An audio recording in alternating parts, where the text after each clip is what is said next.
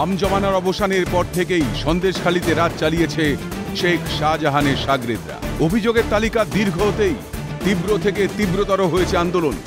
ঘুম ভেঙেছে পুলিশ প্রশাসনের, কিন্তু শেষ হয়েও যেন হইল না শেষ।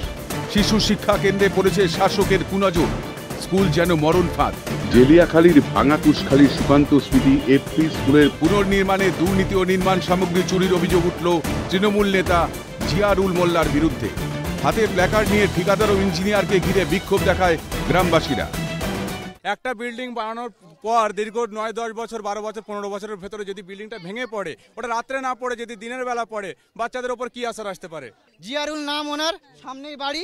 আমাদের এখন বর্তমান পঞ্চায়েতের ওনার স্ত্রী হচ্ছে সমিতির মেম্বার। কি করেছেন উনি? ওনার দুর্নীতি হচ্ছে, ঠিক মতো কাজ করেনি, সেই সব বালি সিমেন্ট ইট নিয়ে নিজের ঘরে কাজে লাগিয়েছে। এখন ওরা ঘরের সামনে ইট টাল দেওয়া আছে। এমনকি শেখ শাহজাহানের ভাটার ইট প্রত্যেকটা স্কুলে সরকারি কাজে ব্যবহার করা হতো। জানা যায় 2022 সাল নাগাদ স্কুলের একটা অংশ ভেঙে পড়লে অন্য স্কুলে অস্থায়ীভাবে সরিয়ে নিয়ে যাওয়া হয় স্কুলটিকে এবং পুনর্নির্মাণের উদ্যোগ নেওয়া হয়। সেখানেই ওঠে দুর্নীতির অভিযোগ, যদিও এই বিষয়ে কিছুই নাকি জানা নেই সাফাই স্কুল শিক্ষকের। একই সঙ্গে বিপাকে পড়ে সাফাই দিয়েছেন স্কুল নির্মাণের সঙ্গে যুক্ত থাকা ঠিকাদার। 2022 সালে যখন ভেঙে পড়ে তখন আমরা বিডিও অফিসে বা এসআই অফিসে অ্যাপ্লিকেশন দিই। দেওয়ার পরে আমরা কিছুদিন পরে দেখলাম স্কুলটা তৈরি হচ্ছে, কিন্তু কিভাবে হচ্ছে, কারা করছে এটা আমি জানি না। তখন জিয়ারুল, এই এলাকার তৃণমূলের নেতা, এখান থেকে নির্মাণ কাজের সরঞ্জাম নিয়ে গিয়ে নিজের বাড়ি করেছে। স্থানীয় মানুষরা অভিযোগ করছেন, আপনি তো কন্ট্রাক্টর ছিলেন এই স্কুলটি নির্মাণের ক্ষেত্রে, আপনি কি জানতেন ঘটনাটা? না, আমি জানতাম না তো, ক্ষয়ক্ষতি করেছে এখন শুনছি। গ্রামের ছেলে সেই সুবাদে দিয়েছিলাম বিশ্বাস করে।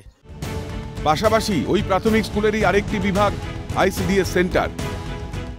এই আইসিডিএস সেন্টারের এই জায়গায় বসেই খাবার খান, অর্থাৎ মিড ডে মিল খাবার খান পড়ুয়ারা।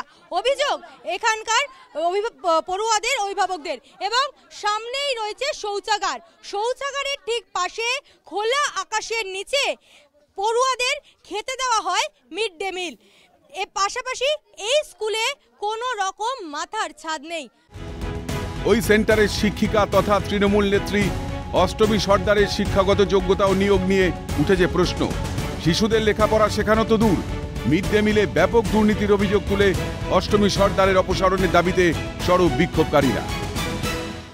অষ্টমী সর্দার আমাদের বাচ্চাদের নাম লিখতে পারে না, আমাদের বাচ্চাদের খিচুড়ি ভালোভাবে দিতে পারছে না, নোংরা ভালোভাবে কোনো পরিষ্কার পরিচ্ছন্ন নেই, তার মধ্যে আবার আমাদের কোনো ছাতু দেওয়া হচ্ছে না, আমাদের কোনো ঠিকঠাক লেখাপড়া শেখাচ্ছে না বাচ্চাদের। শুকনো ভাত দেয় আর সিদ্ধ আলু দেয়, আধগান করে ডিম দেয়, আর কিছু দেয় না।